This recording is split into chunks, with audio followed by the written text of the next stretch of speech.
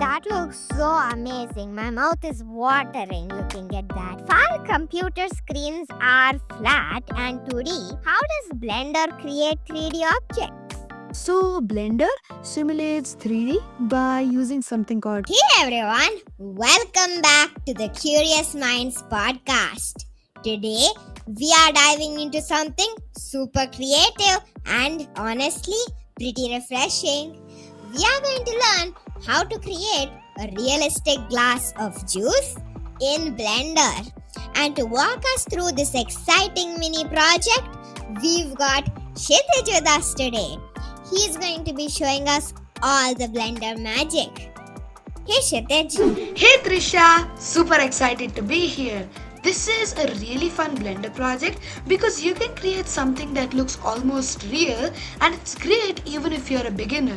So now let me share my screen so that you all can follow along and see what I'm doing. Now, before we get started, for those who might be new here, can you quickly explain what Blender actually is? Of course. So Blender is a free 3D creation software and you can use it to model objects, create animations, design textures, simulate physics and even make entire movies. It's super powerful and honestly, once you get the hang of it, it's insanely fun. Wow, so it's like a all-in-one creative studio, right? But wait, if our computer screens are flat and 2D, how does Blender create 3D objects? Good question. So Blender simulates 3D by using something called coordinates and there is 3 coordinates X, Y and Z. X for left and right, Y for forward and backward and Z for up and down. You build and move things around this kind of 3D world even though you're seeing it on a flat screen. That's really cool. Alright, let's jump into it. How do you start making our glass of juice? So now we have to create the glass. So let us remove the light in the cube over here and let's keep the camera because it will be important later. So let's select them and remove it by pressing the delete key. Now let's add a cylinder for the glass. So let's press Shift A, go to mesh and let's add a cylinder. Now let's make the cylinder into a glass. To do this, we have to go into edit mode by pressing tab and let's go into face select mode. Now let's select the topmost face and let's press I to insert it and let's make it about that big, that much. And now to push it in, all we have to do is press E on the keyboard and now you can see it is moving in. Now I can't really see like if it has fully gone down. So for that, let me go into wireframe mode by pressing on this little icon over here. And now let me move it fully down, just like that. Now, Can you make a little up so that it kind of looks like a drink glass, those thick bottoms? yeah, sure, I can do that. So let me just press G and move it up. And I think this is too small for a glass, right? So Yeah. let me select these 2 faces and let me move it down, just like that. Now No, I think that's a bit too much. it's a bit too much. Okay, let me press G and move it up. Is this good? That's perfect. Okay, let me go back to solid view. Yeah, this looks nice, right? Yeah. Okay, this is how our glass model will look like. Okay, so one nice looking glass done. What's next? Now for the liquid. So let us add a UV sphere by going into the add menu and adding UV sphere. Let's scale it down a little bit and move it way above the camera. Move it way above the glass over here so that it is off camera when you actually position it. And now this UV sphere will act as the initial liquid source. So that means the sphere itself will become the juice? Exactly, it will simulate as fluid and naturally fall into the glass because of gravity once we set it up. Oh, okay. Now it's time to enable fluid simulation. So select the UV sphere, go to the physics tab over here and let's add fluid. Now let's set the fluid type to flow. Why are we setting this to flow? Well, that's because this sphere is going to make the liquid flow into the glass over here, right? So let's set the flow type to liquid and let's set the flow behavior to inflow, just like that. And then for the glass, we do the same thing, but it's just a little bit different. We select it, go to the physics tab, click on fluid, but this time instead of flow, we set it to effector, just like that. Oh, okay. So that means the sphere will basically melt into orange juice and fill up the glass, right? Kind of. The sphere will produce the liquid continuously so that it fills up the glass after a little while, and that's the magic blender does once you bake it. Okay, so what's next? So next, we create the fluid domain. So we just need to add a big cube that covers both the sphere and the glass over here. So just add a cube. Let's increase the size. Let's move it up. Let's increase the size in the Z axis by pressing S, Z, and just increase it. Now we can't see the glass in the sphere, right? So we can just go into wireframe over here, and now it is visible. And what this does is it tells Blender, hey, this is the simulation area, and all the simulation and everything will happen inside the cube. And that means without the domain, the fluid won't know where to exist, right? Exactly. The domain is like the playground for the liquid. Ah, got it. Now what we have to do is we have to actually set this to domain, because all we did was we just added the cube. So let's select the cube, go to fluid, and let's set it to domain. And now you can see this little cube has popped up. This will be important later. And now let me show you how it looks like. So let me play it.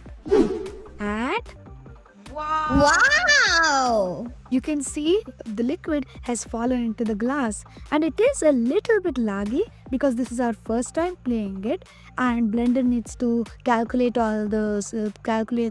each frame and all. But once you play it for the first time, the second time is going to be very smooth. So let's just wait for it to end, and you can see it is completely overflowing, right? And now if we just wait till 250, you can see now it is so smooth. Look, it's so nice and smooth now, right? Yeah, that looks really nice. And now what we're going to do is we're going to make it so that once it reaches around this point, it will completely stop flowing, because we don't want it to overflow, right? It's a glass of juice. So for that, all we have to do is we have to go to the sphere over here. We have to go to physics, and now let's go to the start, just like this. Now we have to keep use flow on, and we have to press on this little keyframe icon, just like that. Now we're gonna have to go to the point where we want to stop it. So I think we should stop it at around 110.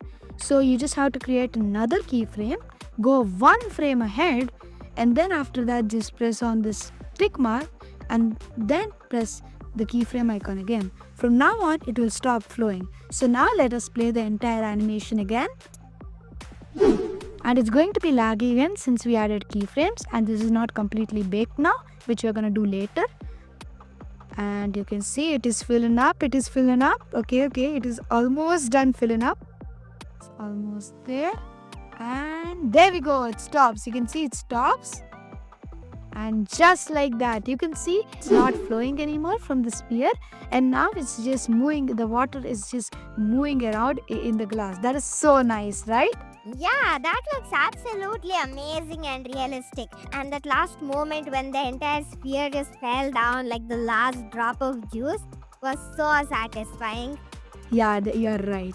Now, what we're going to do is we're going to just bake this animation, and we're going to do it as a higher resolution, because right now if you see, it looks like really low resolution. There's these little triangles and everything, right? You're right, it looks really ugly. It doesn't look that realistic. True.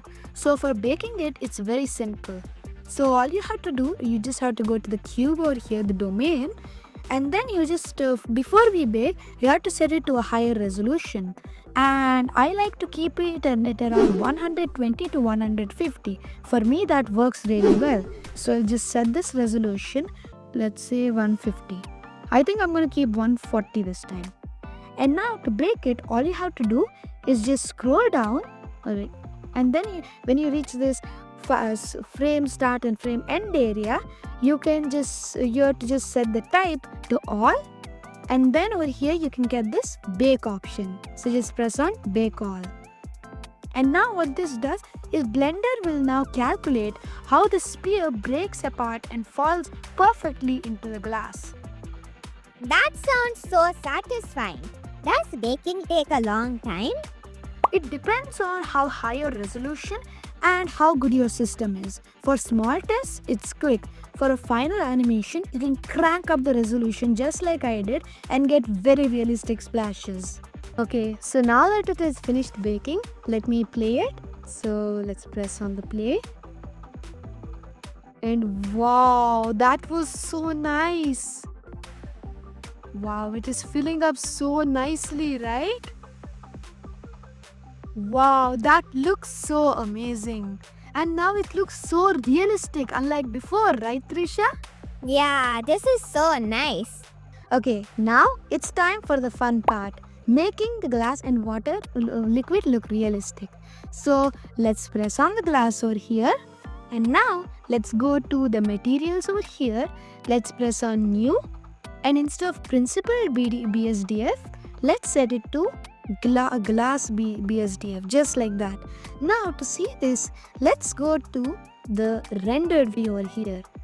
Now you can see it's just fully white. Why is it like this? Well, because in the world tab, the color is set to fully white.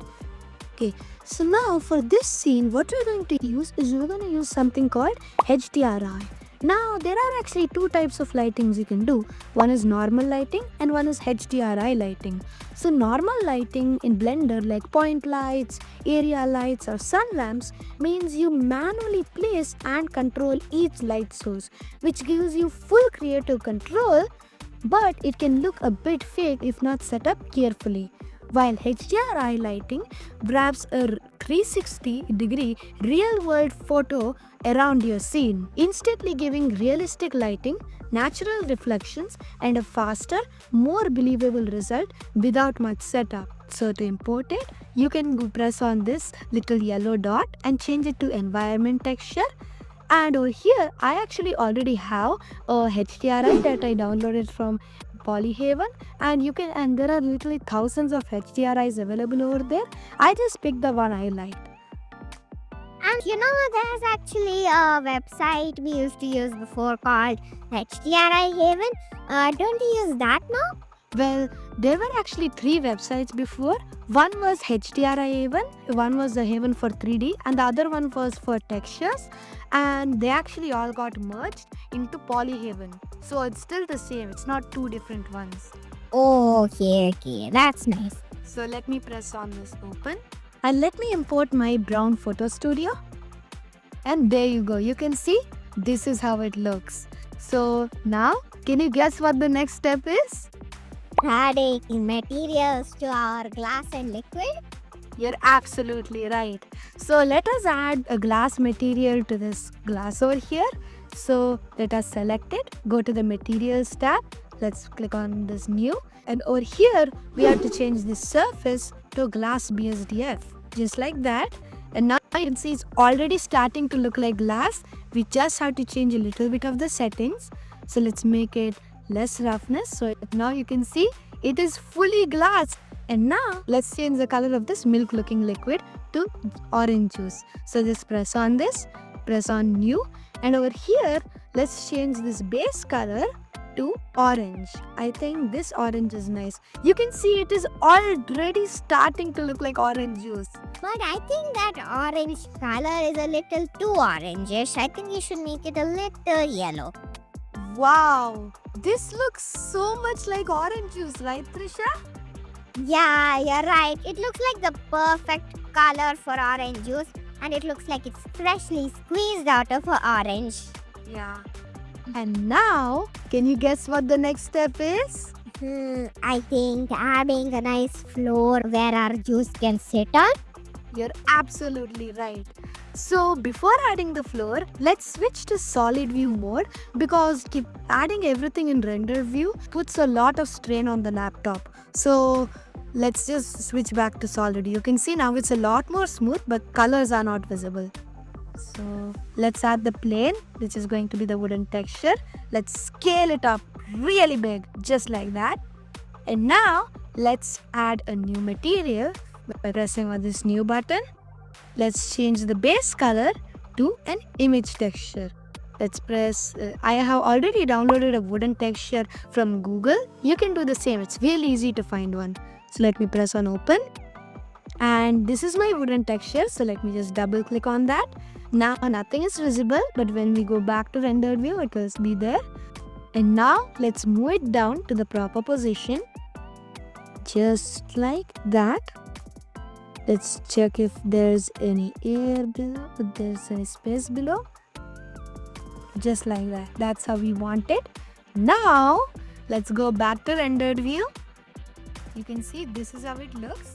Wow, that looks so nice from top view, right? And now let's see how it looks from camera view.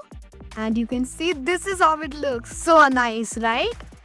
Yeah, but one thing I would like to highlight is the orange juice doesn't really look that much like water. It looks so milky. Milky orange juice, like orange milkshake. Okay, so to make it less milky, let's reduce the roughness. And how does that look, Trisha? Way better. Ah. So can you try adjusting the IOR a little bit? Maybe that could make it better? Okay, let's increase it. Alright, so after adjusting a few settings, this is how I was able to make it. Does this look like orange juice, Trisha? Yeah, this looks really like orange juice. It looks delicious. Okay. So can you guess what the next step is? My favorite, rendering. You're absolutely right. So now to render, we just have to do a few steps. First, we have to go to the render tab over here and define everything like how much sampling we want and more. So over here, I think we should keep the sample size relatively low so that we can render it faster. So let us just see how 25 looks. 25. Let's keep denoising on for this one. And this is how 25 looks. Is this good, Trisha? That looks okay. Okay, let's just play the animation just to see. Yeah, this looks so nice, right? Especially when the big drop falls and then all the drops like splash out of the glass. That part looks so nice. Yeah, true. Okay, let me just change this one to 25 and let's make this 0.1 and let's enable denoise. Now, what is the next step? We have to actually set the output folder. So let's go to output and you can actually press on this little folder icon. And then I'm just going to save it in over here and I'm going to name it fluid simulation. Accept that. And over here you actually have to change it to FFmpeg video. Normally it is actually PNG. You just have to change it to FFmpeg video if you want an animation. Now let me just set the Matroska to MPEG-4 and I forgot to tell you guys this, but I actually trimmed the video to 200. Make sure you guys also do the same or else the video will get too long and it will take longer to render. I felt 200 frames was a good amount. Now after setting all of this, it's time for the last part, which is rendering it. So before you render, make sure to always save, okay? Because while rendering sometimes it actually crashes. Yeah, I also actually faced crashing many times when I was rendering. Okay, yeah, same for me. So let's go to render. Let's press on render animation. Let's see how long it's going to take. So, wait. Wow, only 4 seconds for each frame. And based on my calculations, that is around 800 seconds, which is around 13 minutes in total. Wow, that's super duper fast, right? Yeah, you're right. That is so fast. So now I guess we'll have to wait for the rendering to finish. Now I just wanted to ask you one question, Kshithij. That is, as per your experience, usually when you're rendering all your other models and animations, how much time does it usually take for almost all of them overall? I think for around 200 frames, it takes around 20 to 25 minutes. This one's a little bit faster because it's just glass and water. Yeah, correct. So I think we'll have to wait for this animation to render. And for our audience, we'll catch you back once rendering is done. Okay, now that you can see it is done rendering, let us check it out. Let me go to my file explorer. And you can see fluid simulation 001 to 200. So let's play. Let's see. Okay. Wow! That looks amazing, right? Wow, you're right. That looks so amazing. My mouth is watering looking at that. Wow, that looks so real. Looks like an actual video of juice falling into a cup. That's how realistic it is, right? Yeah, correct. And actually, this is so incredible. It used to sound so complicated at first, but the way you explained it makes it feel so doable. Thanks, Trisha. And remember, the more you play around with the settings, the cooler your final animation will be. Alright, everyone. Thanks for tuning in to the Curious Minds podcast. Make sure to try this Blender animation for yourself and also make sure to drop in the comments below how it looked for you. Until next time, stay creative and keep experimenting. Bye!